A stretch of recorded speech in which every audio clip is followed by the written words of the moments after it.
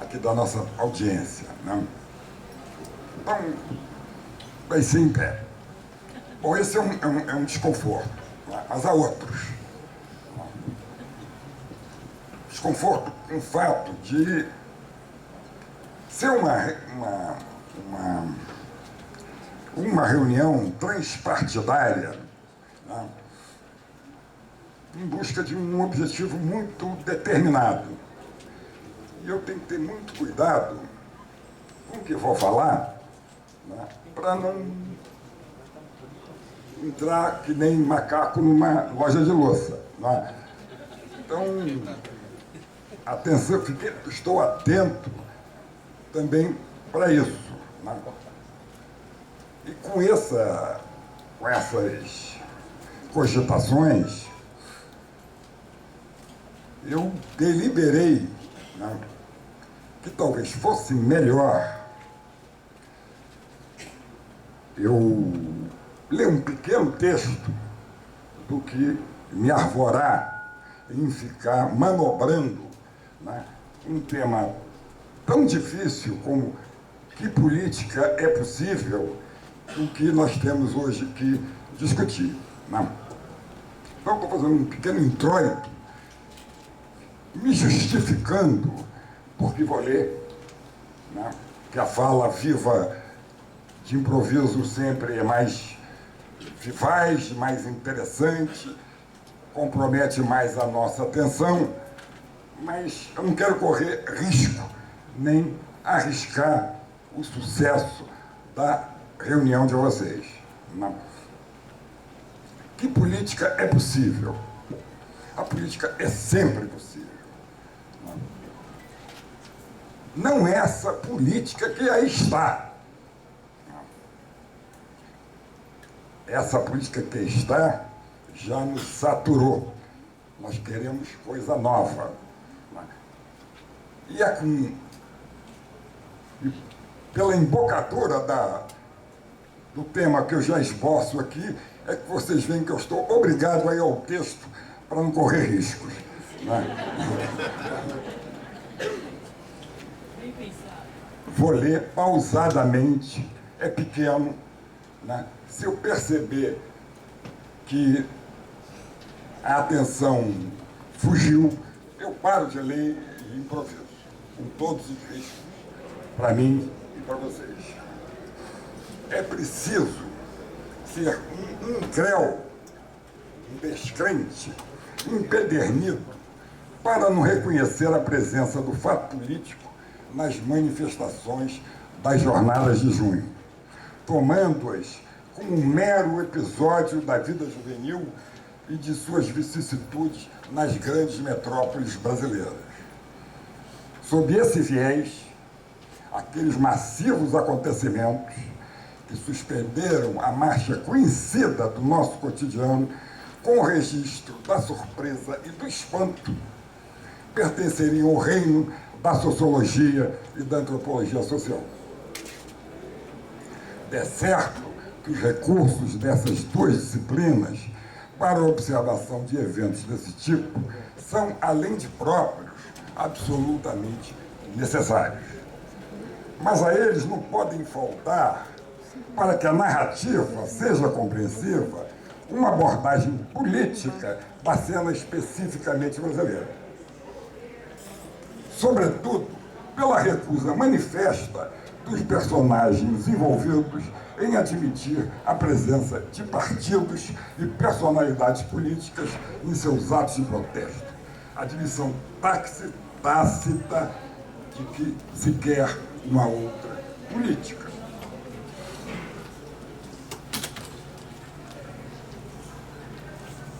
ênfase forte no parágrafo que se anuncia agora. Com as jornadas de junho, sob um governo há mais de uma década sob a hegemonia de um partido saído das fileiras da esquerda, constatou-se à vista de todos sua falta de vínculos com a juventude e a vida popular. E isso malgrado seus êxitos em sua política de inclusão social e de relativo sucesso especialmente no mundo agrário, de modernização da economia. Estava ali, nas ruas, no clamor pela democratização das políticas públicas e por maior participação na definição dos seus rumos, o sintoma evidente de que nos encontramos no fim de um longo ciclo da política brasileira. Estamos no fim de um longo ciclo, qual seja o da modernização, que vai ser objeto do próximo parágrafo. Com efeito, tudo traduzido, o que a sociedade expressava em seu desconforto contra tudo isso que está. Não, de mal. Com efeito, tudo traduzido, o que a sociedade expressava era seu desconforto contra tudo isso que está. Desconforto provocado pela profunda dissidência entre as palavras e as coisas. Assim, enquanto as leis vêm garantindo inéditas garantias em termos de liberdades civis e públicas, enquanto as manifestações dos seus poderes republicanos reverenciam ideais de igualdade social, uma sociedade transfigurada por alterações de largo alcance em sua composição demográfica e estrutura de classes e ocupacionais,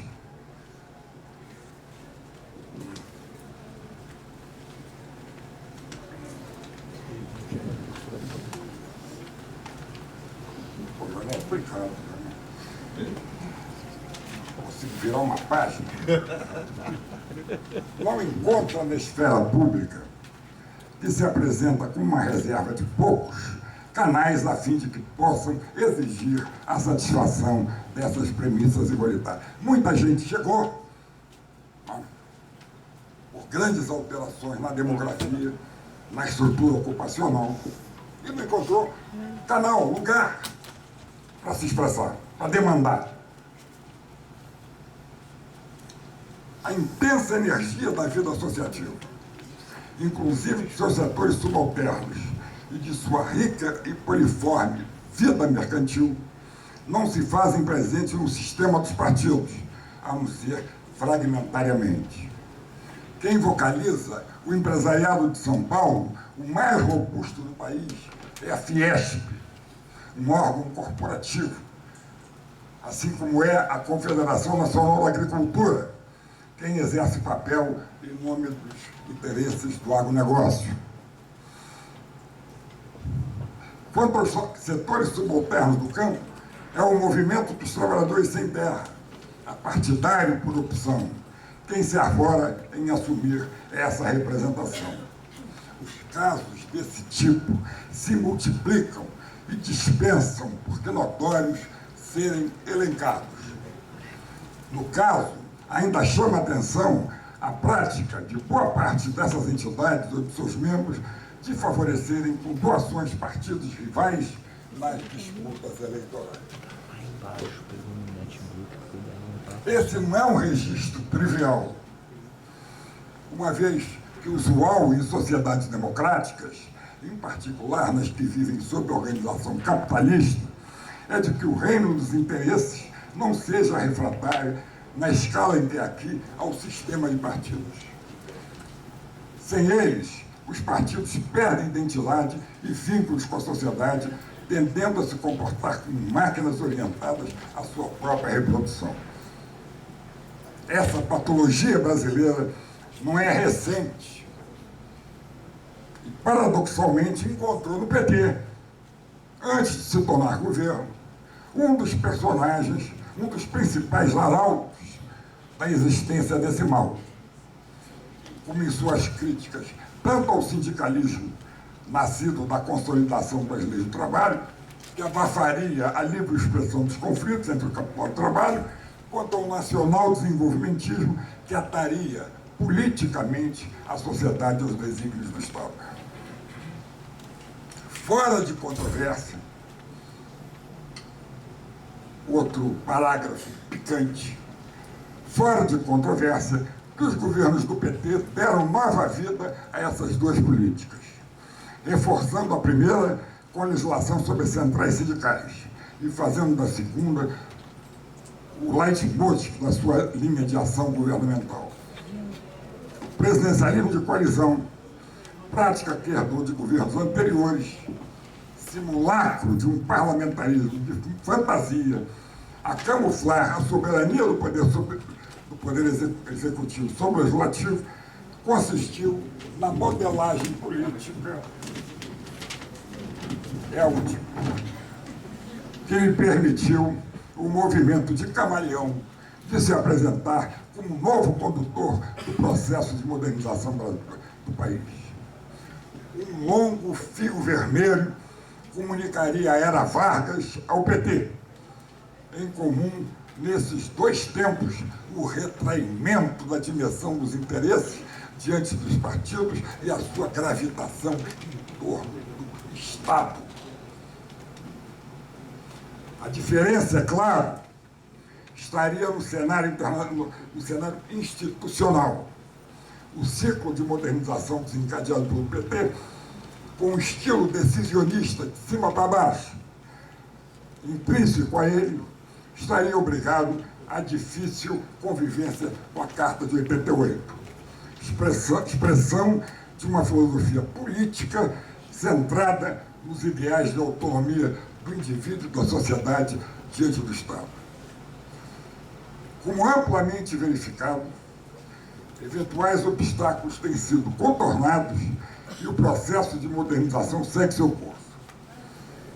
Os interesses deslocados ou mal postos diante das políticas do Estado teriam que se conformar à alternativa de recorrer ao judiciário. Pensem na questão ambiental, nas barreiras, nas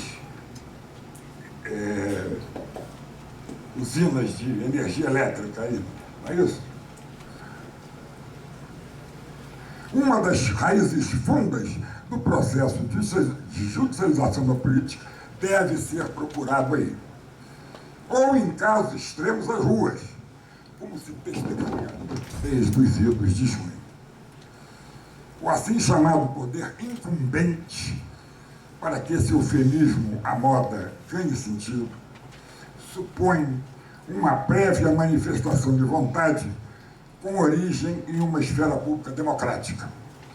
Se a manifestação dessa vontade estiver viciada por um presidencialismo de coalizão que a degrade com a vontade de um só poder, não há incumbência, mas usurpação, praticada em nome de um suposto interesse geral que um governante encarraria.